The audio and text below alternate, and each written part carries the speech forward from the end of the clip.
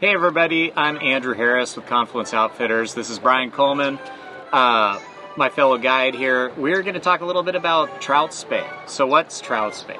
Well, Spey is just casting a rod like this one where you have a grip below and above the handle. So it's a two-handed casting technique.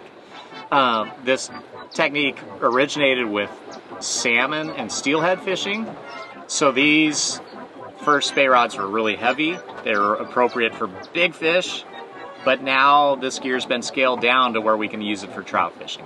So what is a typical trout Spey rod would be like a 3-weight, a 4-weight.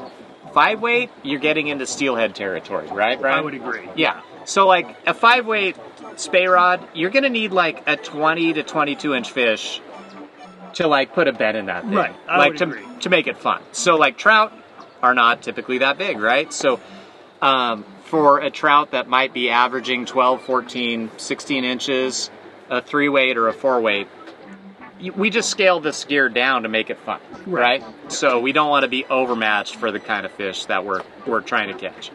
So we're out here on the Lower Sac today, where we do a lot of these Trout Spey trips. What rod are you throwing? This is a 4-weight. This is a 12-foot 4-weight rod, and I agree 3 to 4-weight is kind of ideal.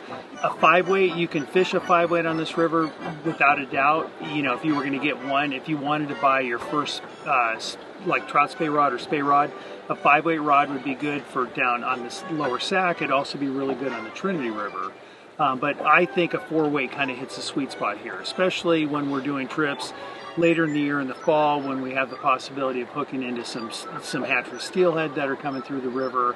A 4-weight gives you a little more rod to work with. It's a really versatile rod. Correct. Yeah.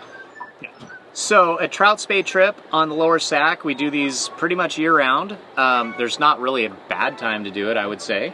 There's definitely not a bad time. It definitely, you can do it year-round. I tend to tell people kind of the fall, kind of October through the early spring, like, you know, February, March is a really good time. I tend to like to fish down lower in the river, down around Red Bluff, where my clients have had opportunities to hook into some really decent valley steelhead. Yeah. So that kind of the fall through the spring really is a great time. Summertime's good, just chasing trout. What's nice about the summer, like we are today, we're just wet wading because it's 100 degrees out. You don't want to throw waders on, so that's an advantage if you want to do it during the summertime. Yeah, it's funny how hot it is on this river until you actually get into it, and then it's pretty pleasant. Temperate out here, even though it was 102 earlier today.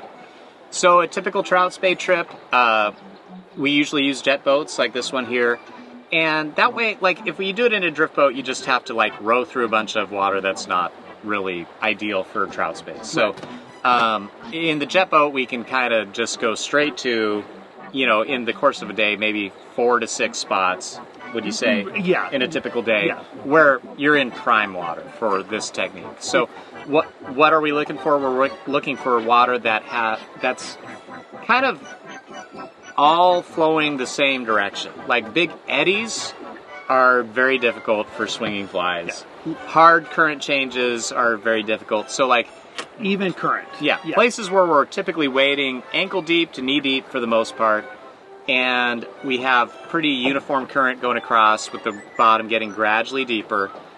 Those are the places that tend to fish well for us on the Trout Spey. Right. Absolutely. So, with our Trout Spey trips, I mean, we can do them. We can, it's a great way if you're actually just getting interested into Spey casting or fishing with a Spey rod. It's a great way to kind of get some experience, especially if you wanted to try it for steelhead. That's kind of our bread and butter is to chase steelhead with two-handed rods. But if that interests you, then this is a great way to kind of help, shorten the learning curve a little bit, catch some trout while you're doing it. And it's a wide open river, so we can get you out here, if you have no experience at all, we can get you casting. Within a couple hours, you're going to be able to make a pretty decent cast. Yeah, the interesting thing about Spey casting is, like, even when you throw a bad Spey cast, it usually still goes 40 feet, so you can still catch a fish. Right, yeah. So if you go on a Trout Spey trip, you're going to learn how to cast from both sides of the river, possibly with 2 different types of casts, because depending on wind and things like that, we want to know a couple different casts on both sides of the river. And those casts will work whether you're fishing for trout or for steelhead or swinging a shad fly for a shad. Spey casts are spey casts, so it doesn't matter if you're doing trout spey or winter steelhead for really big fish in some exotic location. The casts are the same. Right. So the mechanics, it's a good place to learn the mechanics of the different spey casts and have a great shot at catching a wild trout while you're doing it. Exactly. Yeah, the only difference between the trout spey and fishing for steelhead is just the rods. We're using lighter weight rods. Size of the gear. Yeah, exactly.